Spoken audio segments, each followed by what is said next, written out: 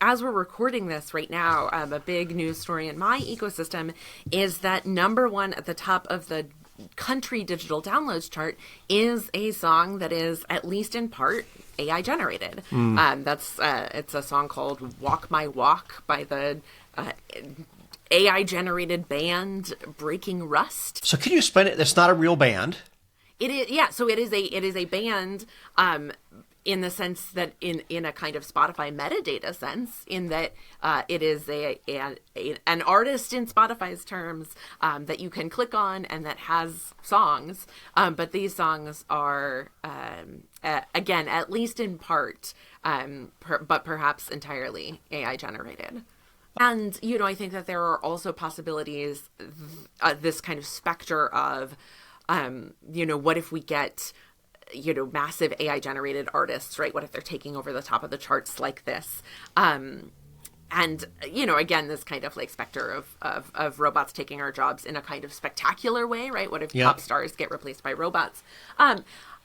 But I think that the more mundane reality is that it's not necessarily pop stars, right? I think that there's still probably going to be a kind of winner-take-all, like massive pop stars as real humans reality. But that it's the more the songs that are less spectacularly explosive on the Spotify platform, and that it's songs that are filling out playlists. And I think that encouraging by not being coy about this, by saying like, well, yeah, you know what, we do have a platform full of AI music. I think that it's only encouraging people to further devalue streaming. As we look toward the future, and I think your discussion about AI generated music is certainly something that I have every confidence we're going to be seeing more of. Are there other big shifts in online sound and music that we should be expecting, seeing, even being concerned about or excited about? I think something that has already become a shift that we have already undertaken, is a shift towards music that is designed and kind of native to a short form video ecosystem. So people have already talked about, kind of music is shorter these days, which I think is, quantitatively true, that the average length of pop songs or songs in the Billboard chart is shorter now than it was at times past. But I also think that I'm really interested in artists who are performing on platforms like TikTok or platforms like Instagram. They're not just using that as a space for promotion.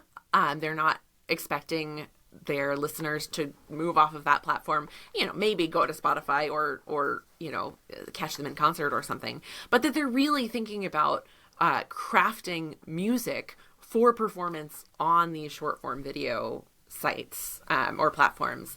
And I think that there's something really interesting about that, that those songs oftentimes are not just shorter, but they're different in terms of their form. Mm-hmm. I think that they're different in terms of content.